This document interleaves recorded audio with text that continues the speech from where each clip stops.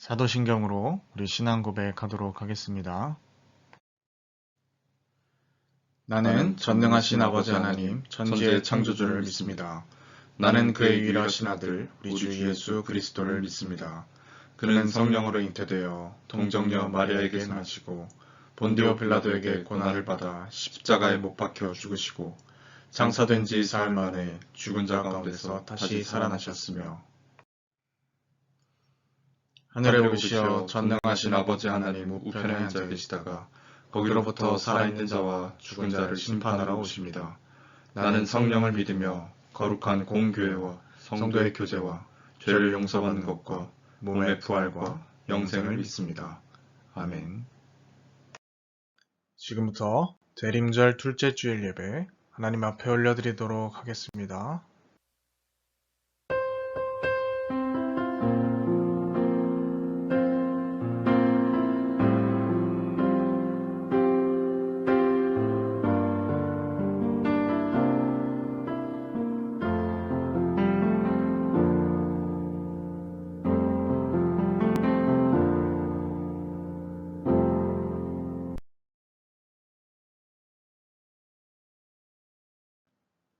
그러므로 형제들아, 우리가 예수의 피를 힘입어 성소에 들어갈 담력을 얻었나니 우리가 마음의 뿌림을 받아 악한 양심으로부터 벗어나고 몸은 맑은 물로 씻음을 받았으니 참 마음과 온전한 믿음으로 하나님께 나아가자.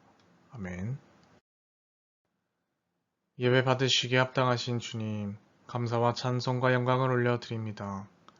험한 세상 속에서 방황하던 저희를 예배의 자리로 불러주셔서 걱정과 근심을 모두 내려놓고 잠잠히 하나님만 바라보게 하시니 감사합니다.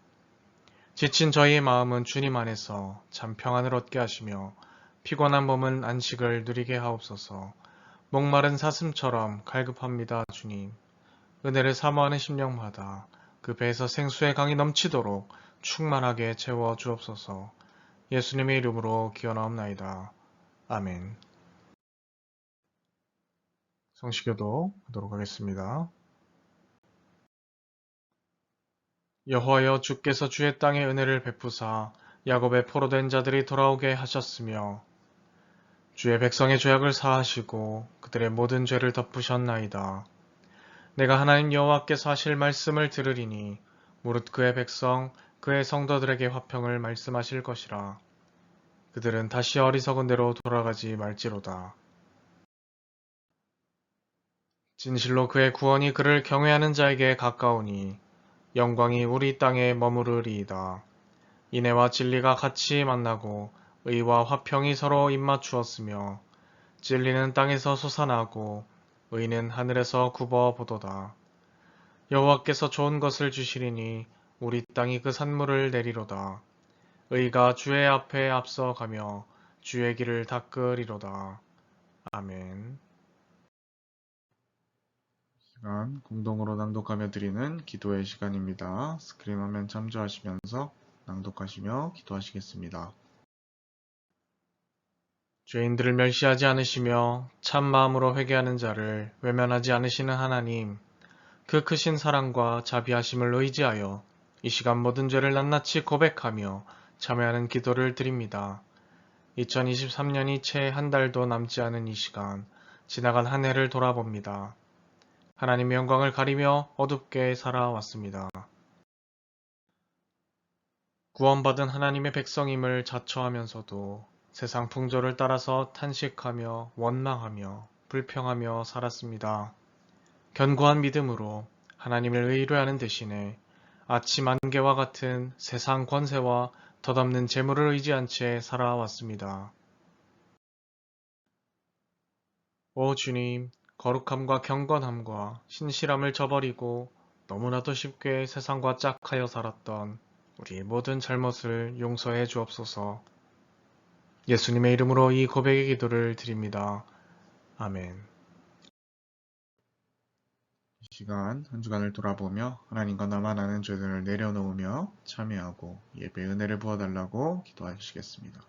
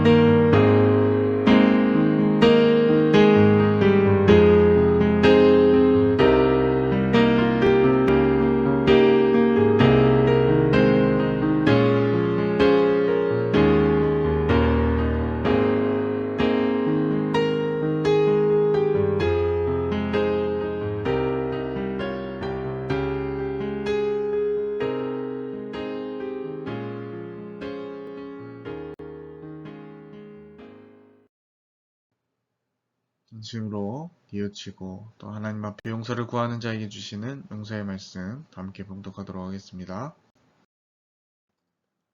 허물의 사함을 받고 자신의 죄가 가려진 자는 복이 있도다.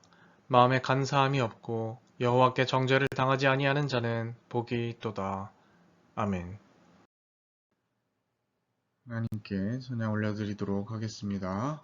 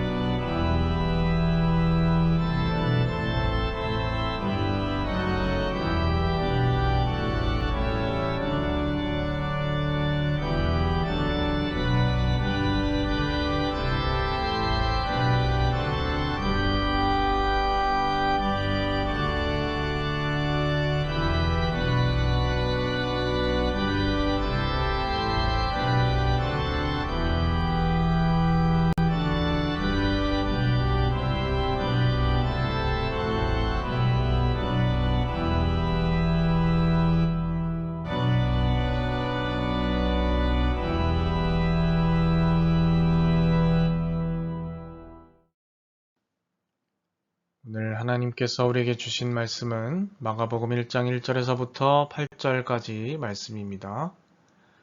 마가복음 1장 1절에서부터 8절까지 말씀입니다. 하나님의 아들 예수 그리스도의 복음의 시작이라. 선지자 이사야의 글에 보라, 내가 내 사자를 내 앞에 보내노니 그가 내 길을 준비하리라. 광야에 외치는 자의 소리가 있어 이르되 너희는 주의 길을 준비하라. 그의 오실 길을 곧게 하라. 기록된 것과 같이 세례 요한이 광야에 이르러 죄 사함을 받게 하는 회개의 세례를 전파하니 온 유대 지방과 예루살렘 사람이 다 나아가 자기 죄를 자복하고 요단 강에서 그에게 세례를 받더라. 요한은 낙타털 옷을 입고 허리에 가죽띠를 띠고 메뚜기와 석청을 먹더라. 그가 전파하여 이르되 나보다 능력 많으신 이가 내 뒤에 오시나니 나는 굽혀 그의 신발끈을 풀기도 감당하지 못하겠노라.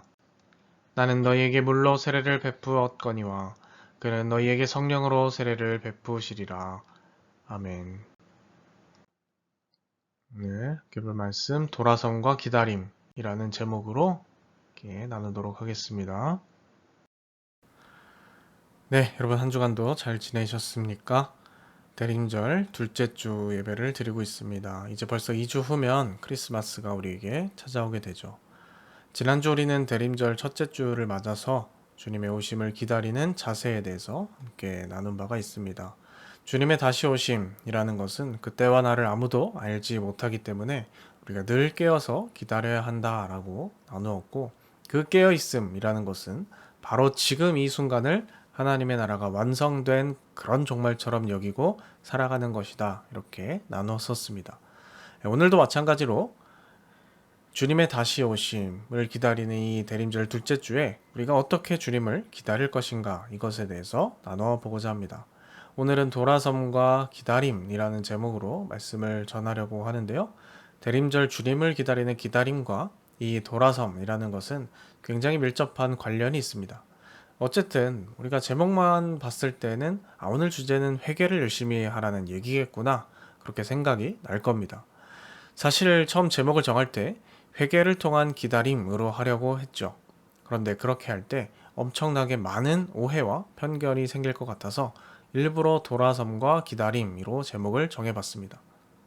그렇다면 회개와 돌아섬의 차이가 뭘까요? 사실 이 두 말은 똑같은 말입니다. 회개는 한자고 돌아섬은 한글이니까요. 자, 그런데 왜 회개라는 말을 쓰지 않고 돌아섬이라는 말을 썼느냐? 이 회개라는 말을 교회에서 하도 많이 쓰고 또 오해해서 쓰기 때문에, 물론 사실 회개라는 말을 의미상 전하는 것이 맞지만 그런 오해를 피하기 위해서 일부러 돌아섬이라는 표현을 써봤습니다. 자, 여러분, 회개가 뭡니까? 회개하면 무슨 생각이 드시나요? 뭐 우는 것, 죄를 뉘우치는 것, 눈물 흘리는 것, 뭐 더 세게 하는 사람은 가슴을 치고 소리를 지르고 간절히 기도하면서 주님, 제가 정말 잘못했습니다, 용서해 주세요, 이런 감정적으로 격양된 그런 모습들을 생각을 하죠.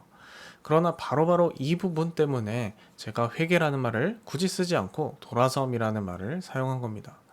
우리는 회개를 주로 어떻게 이해하고 있냐면, 내가 한 잘못에 대해서 후회하는 것, 그래서 잘못이 벌어진 그런 상황을 자책하는 탄식, 그리고 그 잘못에 대해서 깨우침, 내가 잘못했구나 하는 것이라고만 생각하는 경향이 있습니다.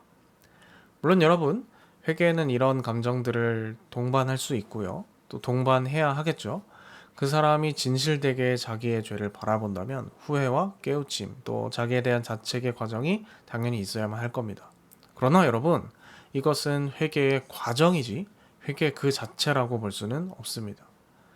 여러분, 회개의 본질이라는 것은요, 이런 감정적인 솟구침으로 눈물을 흘리고 소리 내어서 울고 이런 걸로 죄책감이라는 감정을 쏟아버리는 데 있는 것이 아닙니다. 아이고, 내가 도대체 왜 그랬을까, 이런 한탄에 있는 것도 아니에요. 여러분, 이건 자기 연민이죠. 회개의 본질은요, 삶의 자세와 방향을 바꾸는 것에 있습니다. 그래서 회개보다는 돌아섬을 통한 기다림이라고 제목을 정한 겁니다. 이제 이해가 좀 가시죠? 그래서 오늘 세례 요한의 모습을 통해서 주님 오실 대림절에 주님을 기다리는 모습은 과연 어떤 것일지에 대해서 함께 생각해 보고자 합니다. 세례 요한의 모습은 주님의 오심을 철저히 준비하고 예배하는 삶이었다라고 할 수 있습니다. 대림절이 주님 오시는 날을 기다리는 절기다, 이렇게 말씀을 드렸었는데, 세례 요한의 인생 전체가 바로 대림절 같았던 것이죠. 그가 외쳤던 것은 바로 회개하라는 것이었습니다. 오늘 말씀 1절은 마가복음 전체 내용에 대해서 알려주고 있는 서문입니다. 내가 이 마가복음 전체를 통해서 말하려고 하는 게 뭐냐면, 하나님의 아들 예수 그리스도의 복음이다. 나는 여러분들에게 이 복음, 하나님의 아들 예수 그리스도의 복음에 대해서 알려줄 것이다, 이런 의도인 겁니다. 2절과 3절은 바로 그 복음의 주인공인 예수 그리스도의 오심 이전에 그 주님을 준비하면서 기다렸던 사람, 세례 요한에 대해서 기록하고 있습니다. 그러니까 예수님에 대한 예언도 기록되어 있지만 그 주님을 준비하는 자에 대해서도 기록되어 있는 것이죠. 자, 이사야 글에 뭐라고 되어 있습니까? 내가 내 사자를 보낼 거다. 그래서 내 길을 준비하게 할 거다. 그리고 3절 말씀을 보게 되면 3절 말씀 마찬가지로 이사야의 예언을 말하면서 내 길을 준비하는 소리, 다시 말하면 예수님의 길을 준비하는 소리가 있을 거고, 그것은 주의 길을 예비하라 라는 소리인 것을 말합니다. 여러분, 이 3절을 잘 봐야 합니다. 이것이 오늘 핵심 주제와 연결이 되어 있어요. 하이라이트입니다. 근데 많은 사람들이 읽으면서 함정에 빠지는 부분이기도 합니다. 자, 이 3절을 다시 쉬운 말로 바꾸면 어떻게 되냐면 광야에 외치는 소리가 있을 건데 그 소리는 어떤 소리냐면 바로 주님 오실 길을 예비하라 라는 소리라는 겁니다. 그리고 그 예언은 어떻게 성취되고 있냐면 4절에 보니까 세례 요한이 나오는 것을 통해서 성취되고 있는 것이죠. 자, 그러면 주님의 길을 예비하는 광야의 소리, 이게 세례 요한인데 세례 요한이 외치는 대사의 내용은 뭡니까? 이사야의 예언이 그대로 성취되었다면 이 세례 요한은 뭐라고 외쳐야 합니까? 뭐라고 말해야 합니까? 주님의 오실 길을 예비하라 라고 외쳐야 되겠죠. 근데 여러분 그렇게 외칩니까? 아니죠. 아닙니다. 뭐라고 합니까? 마가복음엔 나오지 않습니다. 그러나 마태복음 3장 2절에는 세례 요한의 대사가 나오는데 뭐라고 말하냐면 회개하라. 천국이 가까이 왔다. 이렇게 말합니다. 여러분 뭔가 이상하지 않습니까? 다르잖아요. 이사야 예언 그대로 성취하려면 뭐라고 해야 됩니까? 주님 오실 길을 예비하라 라고 외쳐야 되잖아요. 왜냐면 세례 요한이 광야의 소리라고 했으니까. 그런데 세례 요한은 주님 오실 길을 예비하라 라고 외치지 않고 뭐라고 하냐면 회개하라. 하나님 나라가 가까이 왔다. 이렇게 얘기한다는 겁니다. 그럼 뭡니까? 예언이 틀린 건가요? 아니죠. 그럼 무엇입니까? 복음서 저자가 보기에 이 책을 쓴 복음서 저자가 바라보기에 주님의 길을 예비하고 준비하고 기다리는 게 뭐냐? 뭐가 도대체 주님을 기다리는 거냐? 그건 바로 가장 먼저는 나 자신이 먼저 하나님께 회개하고 돌이키는 거다라는 것이에요. 나 자신이 먼저 하나님께 회개하고 돌이키는 거다.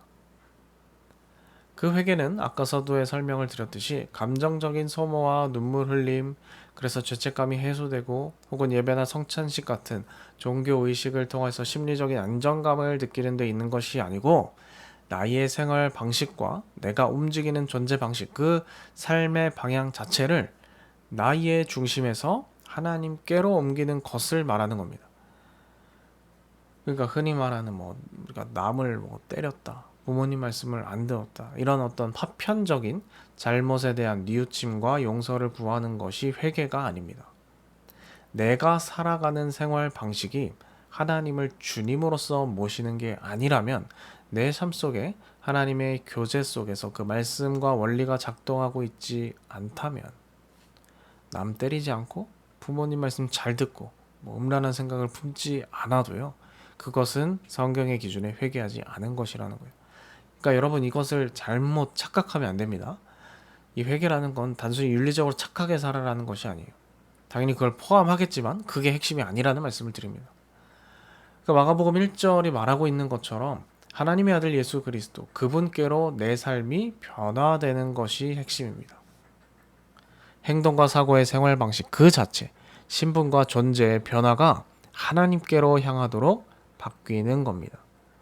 이런 점에서 볼 때 기독교가 말하는 복음은요, 시민 종교와 구분됩니다. 이번 시민 종교는 굉장히 어려운 말 같지만 무슨 얘기냐면 그냥 시민 사회를 위해서 봉사하는 종교를 말하는 거예요. 인간은 도덕적으로 살아야 돼. 왜냐면 그래야 사회가 안정적이고 질서 있게 돌아갈 테니까. 딱 그 정도의 역할을 하는 종교를 말하는 거예요. 여러분 성경이 말하는 회개는 그런 차원의 것이 아닙니다. 하나님께 내 중심이 뒤바뀌는 사건을 말하는 거예요. 내가 주께로 돌이킵니다. 나의 고집과 탐욕과 나의 만족과 유익을 추구했던 그러한 삶에서 주님께로 돌이킵니다. 이게 회개예요. 그러니까 예수님 믿기 전에 술고래였다가 예수님 믿고 술을 끊었다? 물론 유익하겠지만 그렇게 술을 끊고 건강해진 몸으로 자기 자신의 욕망과 이익을 위해서 열심히 살았다. 가끔 나와서 교회 봉사도 조금 했다. 이게 회개가 아니라는 거예요. 여러분 이거 분명히 아셔야 됩니다. 잘못 아시면 평생 교회 다니면서도 진짜 회개가 뭔지 모르고 살아갈 수 있어요. 여러분 제가 제대로 된 회개와 복음을 선포해야 교회가 살아난다라고 저는 믿기 때문에 강하게 말씀드립니다. 사람들이 굉장히 적지 않은 사람들이 착각하고 있거든요. 아닙니다. 여러분 이 제대로 된 돌아섬을 시작하는 것이 바로 주님을 기다리는 그러한 자세라는 거예요.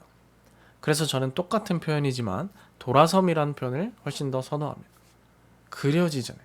내가 다른 것을 관심이 있어서 쳐다보고 있다가 내 방향을 완전히 하나님께로 돌려버린다. 이런 이미지가 있는 거예요. 원래 회개라는 말의 의미가 그렇습니다. 그리고 이어서 볼 수 있는 또 하나, 주님을 기다리는 자세가 있다면 뭐냐? 나뿐만 아니라 남도 돌이키게 만드는 것이. 남을 권하여 돌이키게 만드는. 이 두 가지라는 걸 알 수 있습니다. 그러니까 여러분, 성경을 자세히 읽어야겠죠. 그럼 대충 읽으면 이런 것들을 절대 발견할 수 없습니다. 그냥 세례요한이 예비하라 이렇게 외치기도 했고 뭐 회개하라라고 외치기도 하고 그랬나 보다. 대충 읽으면 성경 저자가 말하고자 하는 의도가 다 사라져 버리는 거예요. 예언이 빗나가거나 틀린 것이 아니고 정말 우리가 주님의 길을 예비하고 준비하는 것은 바로 우리가 먼저 하나님께로 돌이키고 또 남 또한 돌이키게 만드는 것이구나 라는 것을 알 수가 있는 거죠. 여러분, 세례 요한이 이렇게 외친 덕분에 정말 수많은 사람들이 나와서 하나님께 돌아오고 세례를 받는 일들이 일어나게 됩니다. 그런데 6절을 보면요, 뜬금없이 세례 요한의 복장에 대한 언급이 나오죠. 낙타 털옷에 허리띠에 음식으로는 메뚜기의 석청을 먹는데요. 뭔가 보통 사람들과는 많이 다릅니다. 정상적이진 않은 것 같아요. 근데 이것도 굉장한 의미가 있습니다. 그럼 사실 세례 요한은 굉장한 집안 출신입니다. 대대로 대사장 집안의 출신이거든요.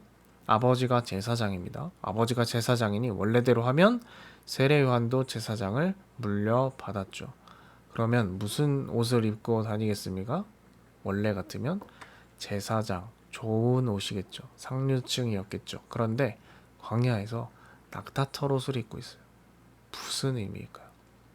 그것을 물려받지 않은 거예요. 왜냐하면 세례 요한에게는 제사장직을 물려받고 좋은 옷을 입고 누리는 것보다 더 중요한 게 있거든요.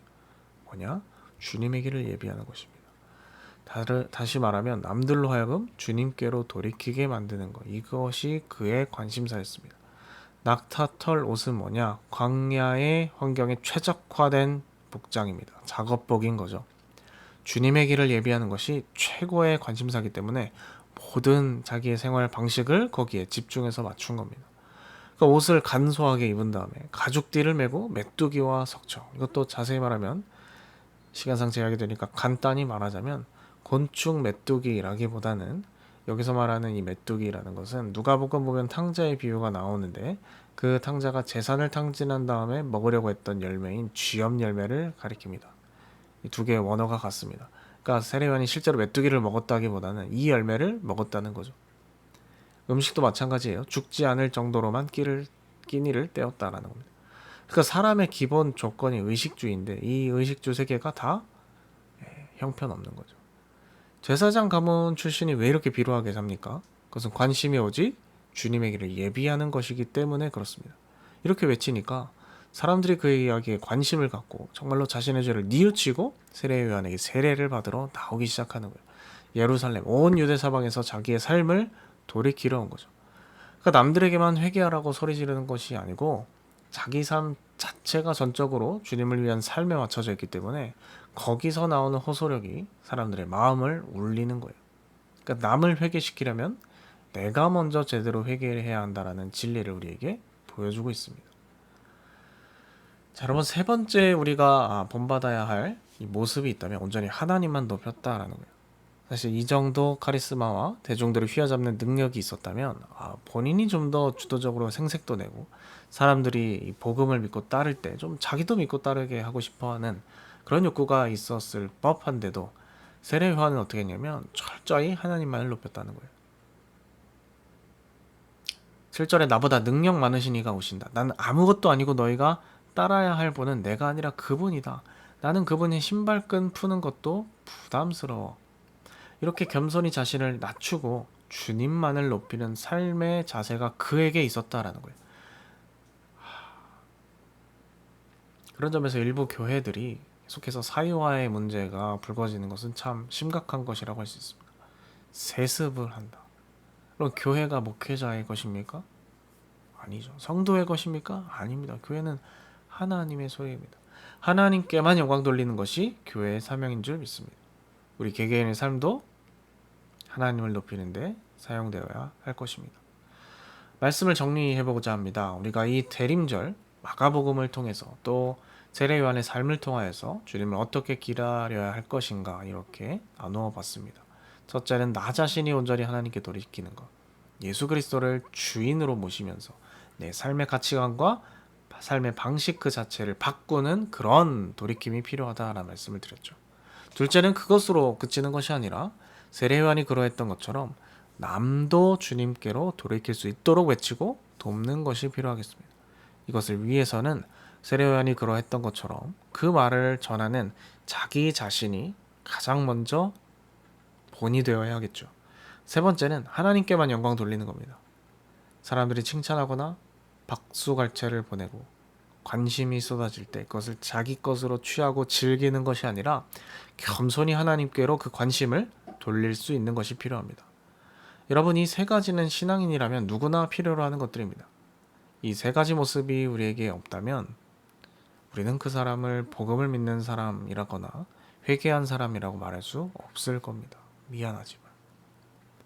문제는 우리의 모습이 세례 요한이 보여준 모습과 괴리가 너무나 크다는 거예요. 절망적이죠. 말씀을 전하는 저도 자신이 없습니다. 어떻게 우리가 세례 요한처럼 살겠어요? 그럼 어떻게 해야 될까요? 사실 오늘 말씀 안에 문제의 답이 나옵니다. 오늘 마지막 8절 말씀을 보면 나는 너희에게 물로 세례를 베풀었거니와 그는 너희에게 성령으로 세례를 베푸시니라 이렇게 말합니다. 그럼 우리는 성령의 세례 베푸심을 받은 사람들이에요. 세례 요한이 베푼 세례보다 훨씬 나은 것을 가진 사람들이라는 거죠. 그렇기 때문에 우리 안에 계신 성령의 음성에 민감하게 반응하고 그분의 인도에 따를 때 우리는 이 세 가지의 모습에 가까워져 갈 거예요. 왜냐면 우리에게 뭐뭐 해야 한다는 어떤 당위에 앞서서 성령님이라는 그 엄청난 은혜가 주어져 있기 때문에 여러분 그 사실을 반드시 믿으시길 바랍니다. 그 성령의 인도를 따라 주님 오실 그날을 잘 준비하며 회개할 수 있는 우리가 될 수 있기를 바랍니다. 기도하겠습니다. 하나님 아버지, 오늘 말씀을 통하여서 나 중심이 아니라 철저히 하나님의 중심으로 내 삶의 자세와 방향을 바꾸고 또 남을 권유하는 진정한 회개야말로 주님을 기다리는 가장 좋은 방법임을 배웠습니다. 그러나 주님, 세례 요한의 삶과 비교하기에 지금 나의 신앙의 모습은 너무나 비루하고 비참한 모습임을 고백합니다. 주님 따르겠다 말하지만 늘 나 중심으로 살아가고 남에게 관심이 없고 가능하면 하나님보다는 내가 사람들에게 인정받고 칭찬받기를 원하는 우리의 모습 불쌍히 여겨 주옵소서. 하나님 기뻐하시는 회개, 삶의 전환이 일어날 수 있기를 바랍니다. 도와주옵소서. 하나님의 능력으로만 가능한 일입니다. 우리를 도와주옵소서. 그래서 진정으로 주님을 잘 기다리는 우리가 되게 하여 주옵소서. 예수님의 이름으로 기도드립니다. 아멘.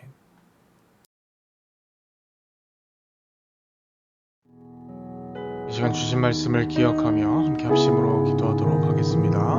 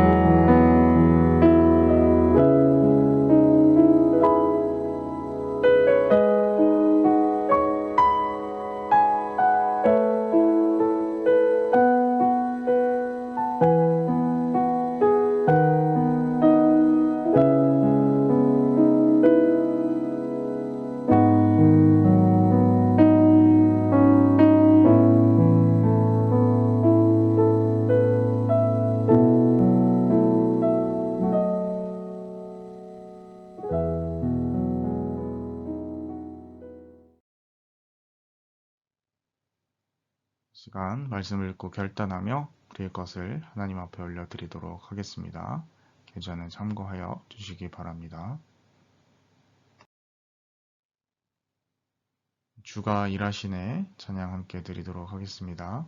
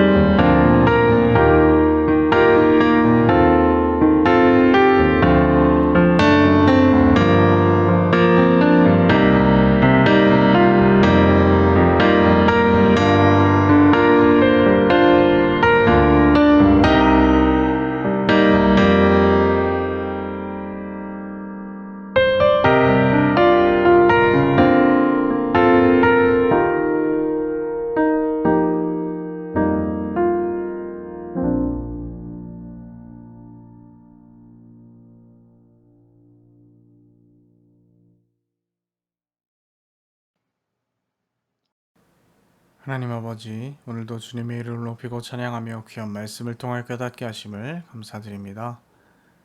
오늘 우리가 말씀을 통하여 배운 것처럼 진정한 기다림, 진정한 주님의 길을 예비하는 것은 자신이 먼저 회개하고 남까지 같이 돌이키게 만들며 오로지 하나님께 영광 돌리는 것임을 배우게 되었습니다.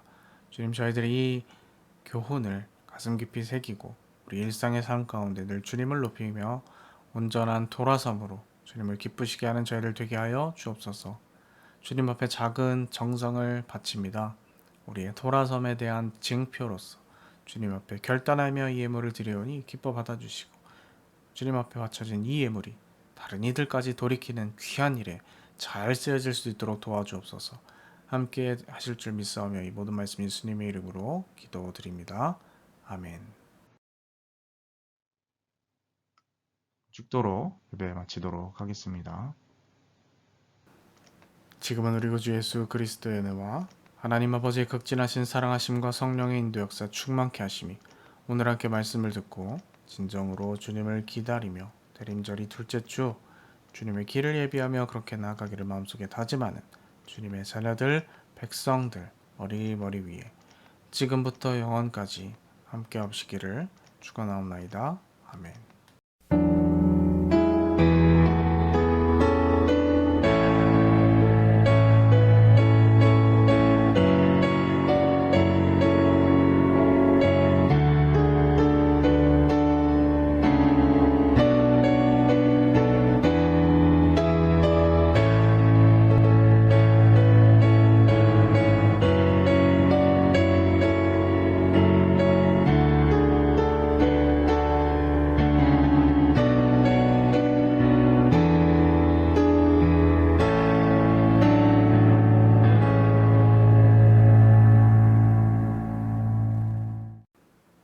네, 여러분 이번 한 주간도 주님의 오심을 기다리며 이렇게 진정한 대림절 정신으로 한 주를 보내는 우리 모두가 될 수 있기를 바랍니다.